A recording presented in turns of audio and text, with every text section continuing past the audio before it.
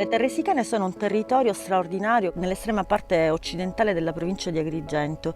ed è un territorio vocato per l'agricoltura, per la viticoltura e l'olivicoltura, che qui è presente da migliaia di anni. Possiamo dire che le Terre Sicane si sono sviluppate ed esistono oggi grazie all'importanza che l'agricoltura ha avuto nelle economie e nelle società tradizionali, che a partire dalla colonizzazione fenicia e poi dalla colonizzazione greca, quindi intorno all'VIII secolo, al VII secolo e al VI secolo a.C., hanno portato ricchezza e evoluzione culturale in questo pezzo di Sicilia. La viticoltura tradizionale, introdotta nelle sue forme tecnologicamente più avanzate dai greci intorno al V secolo, si è poi sviluppata nelle Terre Sicane, dando a questo territorio le ragioni della sua sopravvivenza. Varietà tradizionali come l'insolia, il catarratto, il grecanico, che sono state appunto, dal loro stesso nome si capisce, portate dai greci, sono varietà che ancora oggi vengono coltivate qui nelle Terre Sicane e ancora oggi costituiscono il panorama ampelografico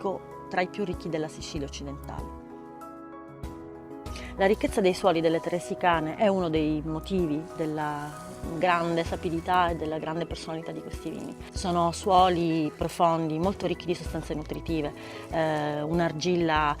polverosa e ricca di sostanze minerali che apporta alle viti una grandissima personalità, una intensità, una concentrazione di colore e un sapore davvero particolare.